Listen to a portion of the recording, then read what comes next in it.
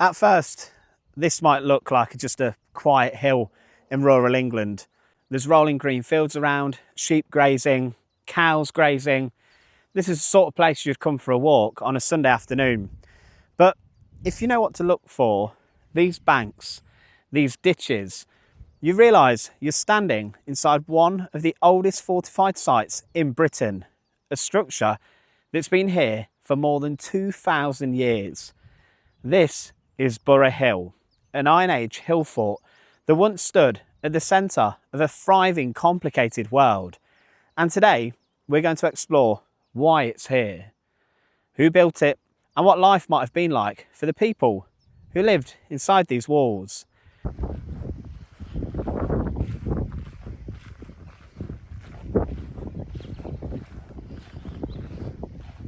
First, why here? Why this hill?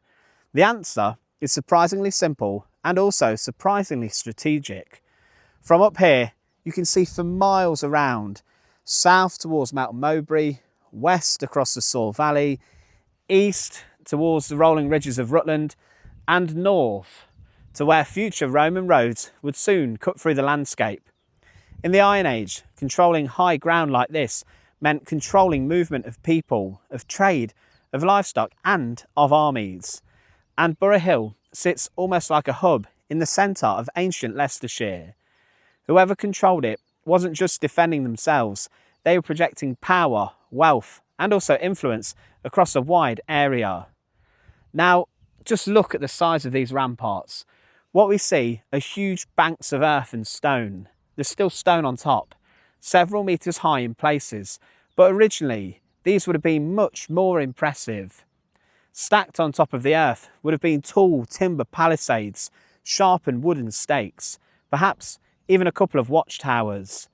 The entranceways, like this one right here, well, they were tightly controlled choke points, often protected by elaborate gate structures. It wasn't just about brute force, it was about clever design. Any attacking force would have been slowed down, exposed and vulnerable, even before they reached the gate. But a hill fort wasn't just a fortress.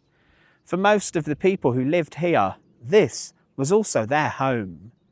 Inside the ramparts, there were roundhouses, circular dwellings made of timber frames, thatched roofs and wattle and daub walls.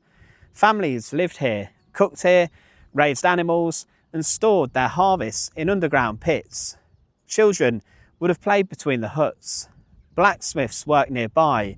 Elders gathered to settle disputes or plan trade. And we know that because of what archaeologists have found here. Ironworking slag from smelting furnaces, quern stones used for grinding grain into flour, and also pottery shards, some made locally, but some also imported. Some pottery came from as far away as modern-day France, clear evidence that even isolated hill forts like Burrough on the Hill were part of long-distance trade networks across Iron Age Europe. Now, Burrough Hill wasn't just important because of its defences, it was important because it represented power.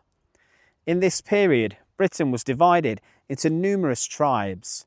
Here, it may have been controlled by one tribe, a tribe that occupied much of the East Midlands.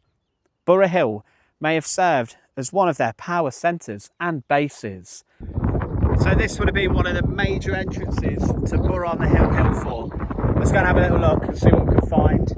You can expect attackers and guards literally on here trying to take you out. And yeah, this would have been the major entrance, the route into Burrough on the Hill. It would have been quite intimidating actually if you're trying to enter here, purely because up on there you'd have guard posts, you'd have guards who are checking everyone who comes in and out, and yeah, you would then probably about here face some form of drawbridge, a big gate that would keep you out, and then only when that's hired you'd be allowed in. And this in here, you would then gain access into the hill fort, into the community. There may have even been another gate here to keep people safe. And you'd see huts and lots of other different structures inside here where people lived. Today, the only thing that lives here is a few massive rabbits. Leaders here may have collected tribute from local farmers, controlled trade routes, and acted as go-betweens between rival tribes. And yes, when necessary, they may have prepared for war. But often these forts served as economic hubs as much as military ones. All of this would change dramatically in the 1st century AD when the Romans invaded Britain. The Romans didn't always destroy hill forts. In many places, they simply just bypassed them. Their style of urban life, towns, villas and formal roads slowly replaced these older tribal centres. Burrough Hill was eventually abandoned. Though coins and artefacts suggest continued visiting and using the area during the Roman times, its importance as a fort just faded. Much of what we know about Burrough Hill comes from modern archaeology. From 2010 to 2014, archaeologists from a local university undertook major excavations here. They uncovered some remarkable finds, evidence of sophisticated ironworking, beautifully decorated brooches, and even a rare wooden ladder preserved in a storage pit, an incredible survival after more than 2,000 years. Each of these discoveries helps to build a more detailed picture of life right here, not just of warfare, but of ordinary people, farming, trading and living. It's easy to forget how old this place really is. 2,500 years ago, families stood right here, looking into the same valleys, looking at the same walls and the banks. Their world was a lot smaller, but their challenges were just as real. Food, safety, security, status, and survival. And while kingdoms have risen and fallen, while entire empires have come and gone, Burrough Hill still watches quietly over the land. And this is a hill that remembers far more than we ever will.